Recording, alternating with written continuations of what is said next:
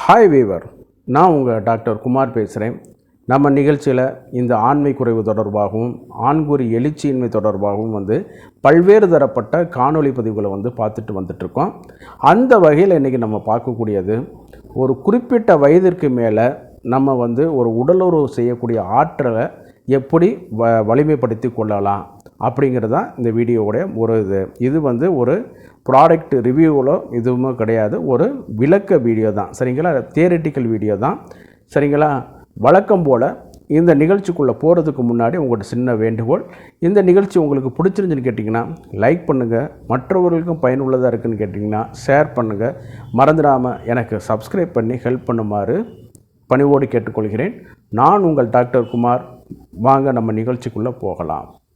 பொதுவாக இந்த நிகழ்ச்சிக்குள்ளே போகிறதுக்கு, இந்த டாபிக் போகிறதுக்கு முன்னாடி ஒரு சின்ன கதை சொல்லிடுறேன். செவன மகரிஷின்னு அப்படின்னு சொல்லிட்டு ஒருத்தர் இருந்தார். அவர் என்னென்னு கேட்டிங்கன்னா, பல நெடுங்காலமாக தவம் இருந்தார். அப்போ தவம் இருக்கிற காலகட்டங்களில் அவரை சுற்றி புத்து கட்டிருச்சு. சரிங்களா? புத்து கட்டின உடனே என்னன்னு கேட்டிங்கன்னா, அவர் கண்ணில் இருந்து பகுதி வரக்கூடியதில் அப்படியே அவர் தியானத்தில் தான் இருக்கார். அப்படி வரக்கூடிய காலகட்டத்தில் என்னான்னு கேட்டிங்கன்னா, கண்ணில் இருந்து அவருக்கு ஒளி வந்துட்டுருக்குது. இதை தெரியாத ஒரு மன்னருடைய மகள் என்ன ஆச்சுன்னு கேட்டிங்கன்னா, அதில் வைரமோ என்னமோ இருக்குதுன்னு சொல்லிட்டு அவங்க வில்லை வச்சு குத்திடுறாங்க, அம்பை வச்சு குத்திடுறாங்க. அப்போ குத்தும் பொழுது அதிலிருந்து ரத்தம் வந்தோன்னா இவருடைய தவம் கலைஞ்சிருது. சரிங்களா? அப்போ இவர் மன்னர் அதை பரிகாரமாக தன் மகளை அவருக்கு திருமணம் செய்து கொடுக்குறாரு. திருமணம் செய்து கொடுக்கும்பொழுது அவருக்கு மீண்டும் இளமைத்தன்மை வர வேண்டும் என்பதற்காக சில மற்ற மகரிஷிகள்லாம் சேர்ந்து இந்த செவனப்பிராஸ் அப்படிங்கிற ஒரு லேகியத்தை இது பண்ணி அவருக்கு கொடுத்து அவர் திருப்பி இளமையாக வந்தார் அப்படிங்கிற மாதிரி ஒரு இது இருக்குது. அப்போ நம்ம மருந்துகளில் இந்த ரெஜுவினேட்டிவ் மெடிசன் ஒரு முக்கிய இடத்த வகிக்குது. ரெஜுவினேட்டிவ் மெடிசன்னா வேறு ஒன்றும் கிடையாதுங்க, காயகல்ப மருந்துகள்.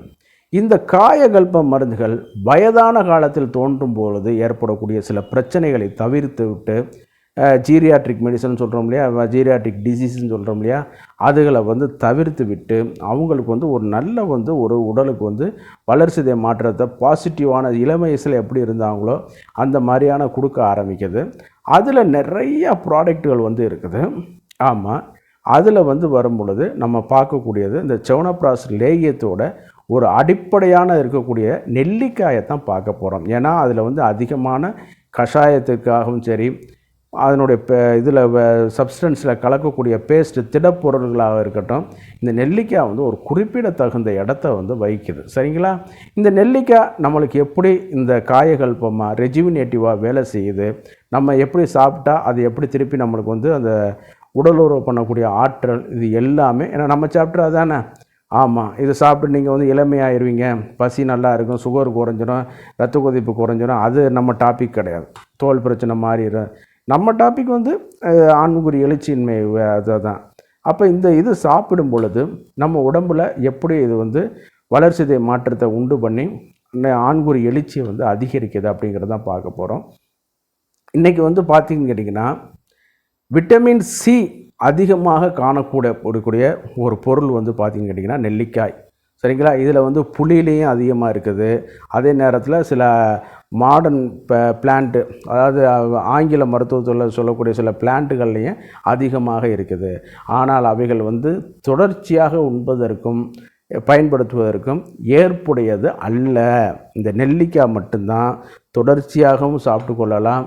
வத்தல், ஊறுகாய் போட்டு பவுடர் போட்டு சாப்பிட்டு கொள்வதற்கும் அது அதிகமாக பயன்படுத்தக்கூடியது.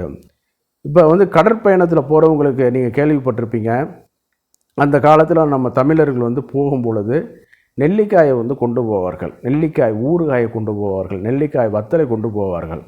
ஏன்னா இந்த கடலில் போகும்பொழுது இந்த விட்டமின் சி அவங்களுக்கு கிடைக்காது. சரிங்களா? அதனால் என்னான்னு கேட்டிங்கன்னா, இந்த நெல்லிக்காயை கொண்டு போய் அதை சாப்பிடும் பொழுது அவங்களுக்கு அது பவர் கிடச்சி இது பண்ணிகிட்ருப்பாங்க.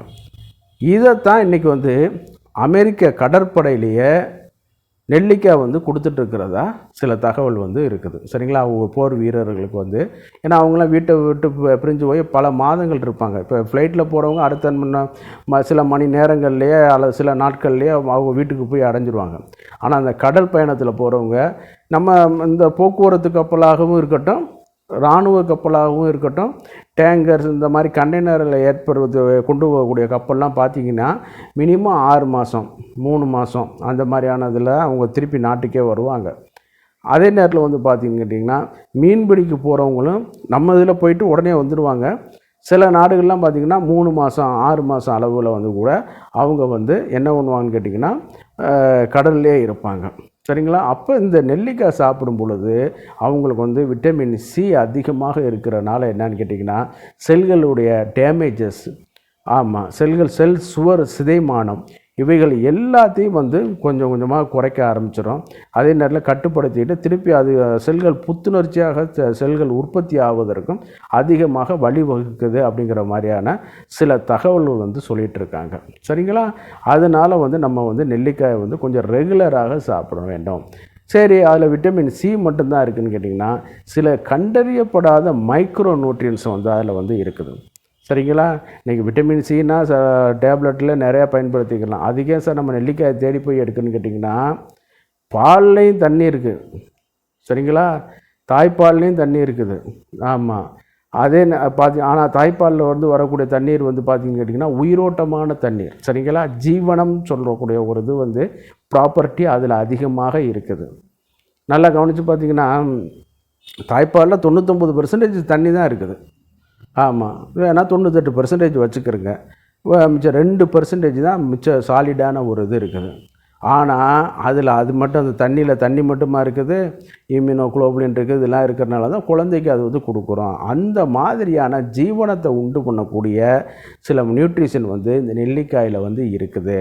அதே நேரத்தில் வந்து மைக்ரோ எலிமெண்ட்டாக வந்து விட்டமின் பி காம்ப்ளெக்ஸ், தண்ணீரில் கரையக்கூடிய விட்டமின் பி காம்ப்ளெக்ஸ் சத்துக்கள் வந்து இதில் கொஞ்சம் கலந்துருக்குது. தயமின், நியாசினிக் ஆசிட்டு இதெல்லாம் வந்து இருக்கிறனால வந்து வாய் புண்களை வந்து இது வந்து குறைச்சி கொடுக்க வைக்கிது.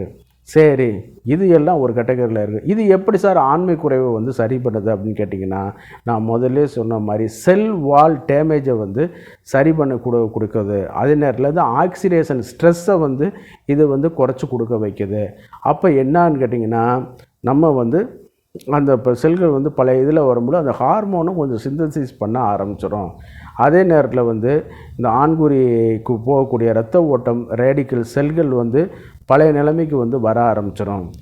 செல் வால்களில் படிஞ்சிருக்கிற ஃபேட் டெபாசிஷன், இரத்த குழாய்களில் படிஞ்சிருக்கிறதுகளையும் கூட கொஞ்சம் கொஞ்சமாக இது குறைக்க ஆரம்பிச்சுக்கிறோம். அந்த அளவுக்கு இதில் வந்து இருக்கிறனால வந்து ஆண் ஹார்மோனை வந்து இன்டியூஸ் பண்ணக்கூடிய அளவு வந்து இருக்குது. இது உடல்நிலைக்கு ஏற்ற மாதிரி பலன் தர்றதுக்கு வந்து கொஞ்சம் ஒரு சில நாட்கள் வரும். என்ன சார், நாளைக்கு நீங்கள் 2 நெல்லிக்காய் வாங்கி தின்னுட்டு என்ன சார் சாமா எந்திரிக்கலையே அப்படிங்கிறதெல்லாம் நீங்கள் என்கிட்ட வந்து சொல்லக்கூடாது. கொஞ்சம் ஒரு 45 வயசுக்கு மேலே போயிடுச்சுனாலே தினசரி 2 நெல்லிக்காய் உணவில் வந்து சேர்த்துருங்க.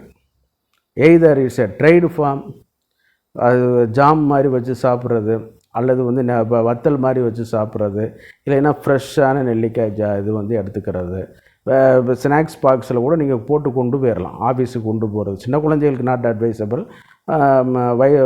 ஒரு ஆஃபீஸுக்கு போகும்போது ஒரு ஸ்நாக்ஸ் பாக்ஸில் நீங்கள் வந்து மிச்சரு இந்த மாதிரியான தீனிகளை திங்கிறதுக்கு பாரு இது வந்து ரெகுலராக நீங்கள் எடுத்துக்கிட்டு வாயில் போட்டு ஒதுக்கிட்டே இருந்தீங்கன்னா அந்த சாறு கரைஞ்சி நம்ம உடம்புக்குள்ளே போகும்பொழுது இன்னும் வந்து அது வந்து பொட்டென்ஷியலான ஒரு ஆற்றத்தை வந்து கொண்டு பண்ணி கொடுக்க வைக்கும். அட்லீஸ்ட் தினசரி 2 நெல்லிக்காய் சாப்பிட்ற மாதிரி கொஞ்சம் பார்த்துக்கிறங்க. அதுவே உங்களுக்கு வந்து ஒரு பெரிய வந்து ஒரு மாற்றத்தை வந்து உண்டு பண்ணி கொடுக்க வைக்கும். இந்த இது காயகல்ப மருந்து ரெஜுவினேஷன் ப்ராப்பர்ட்டி இருக்கிறனால என்னன்னு கேட்டிங்கன்னா கொஞ்சம் தொடர்ந்து ஒரு 6 மாதம் அட்லீஸ்ட் 1 மண்டலம் அரை மண்டலமாவது இதை நீங்கள் எடுத்துக்கிறீங்க. அப்போ தான் உங்களுக்கு வந்து அது வந்து ஒரு நல்ல வந்து ஒரு பலனை வந்து கொடுக்க ஆரம்பிக்கும். சரி, எந்த ஒரு இதுனாலும் அதில் வந்து சில ஒரு நெகட்டிவ் வந்து இருக்கும். நம்ம சித்தர்கள் சொன்ன மாதிரி, சித்த மருத்துவத்தில் சொன்ன மாதிரி நிசிதனில் நெல்லி தவிர்ப்போம்னு சொல்லிட்டாங்க. நிசினா இரவு, இரவு பொழுதில் வந்து நெல்லிக்காயை வந்து கூடுமான வரைக்கும் அவாய்ட் பண்ணிடணும் அப்படிங்கிறது அவங்க சொல்லியிருக்காங்க. பட் இன்றைக்கி வந்து நெல்லிக்காய் ஊறுகாயெல்லாம் சாப்பிட்டுட்டு தான் இருக்காங்க. பட் அவங்க சொல்ல நம்ம வந்து கடைபிடிக்கணும். அவங்க ஏதோ காரணம் இல்லாமல் சித்தர்கள் சொல்ல மாட்டாங்க. ஆமாம், இன்றைக்கி ஸ்டாட்டிஸ்டிக்கல் ஸ்டடி சொல்கிறோம் இல்லையா, 10 பேருக்கு கொடுத்து பார்த்து 100 பேருக்கு கொடுத்து பார்த்துட்டு அப்புறமா வந்து சொல்லுவான், ஆமாம் சார் கொடுக்கக்கூடாது அப்படிங்கிறது. இதைத்தான் நம்ம சித்தர்கள் காலங்காலமாக பார்த்து இது பண்ணி அவங்களுக்கும் அவங்க குருநாதர் சொல்லியிருப்பாங்க. அந்த மாதிரி சொல்லி நம்மளுக்கு கடத்தப்பட்டது. சரிங்களா? அப்போ அவங்க சொல்கிறத நம்ம வந்து கேட்கணும். கேட்கும் பொழுதுனாலே அவங்க சொன்ன நெறிமுறை, சித்தர்கள் வகுத்து கொடுத்த நெறிமுறைகளை ஃபாலோ பண்ணாலே நம்மளுக்கு வந்து எந்த வியாதிகள் வந்து வராது. அப்போ இந்த ஆண்மை குறைவை தடுப்பதற்காகவே இந்த நெல்லிக்காயை வந்து தினசரி 2 இது வந்து ரெகுலராக எடுத்துக்கிட்டிங்கனாலே முதுமை சம்மந்தப்பட்ட பிரச்சனைகளும் சரி, தாம்பத்தியப்பட்டு சம்மந்தப்பட்ட பிரச்சனைகளும் சரி, எதுவுமே உங்களை வந்து அண்டாது. எப்போதும் போல் நீங்கள் இல்லறத்தில் சிறப்பாக ஈடுபடலாம். வழக்கம் போல் நிகழ்ச்சியோட இறுதி பகுதிக்கு வந்துட்டேன். இந்த நிகழ்ச்சி உங்களுக்கு பிடிச்சிருச்சுன்னு கேட்டிங்கன்னா லைக் பண்ணுங்கள், மற்றவர்களுக்கும் பயனுள்ளாக இருக்குன்னு கேட்டிங்கன்னா ஷேர் பண்ணுங்கள். மறந்துடாமல் எனக்கு சப்ஸ்கிரைப் பண்ணி ஹெல்ப் பண்ணுமாறு மிக பணிவோடு கேட்டுக்கொள்கிறேன். நான் உங்கள் டாக்டர் குமார். மீண்டும் ஒரு நிகழ்ச்சியை சந்திப்போம். நன்றி, வணக்கம்.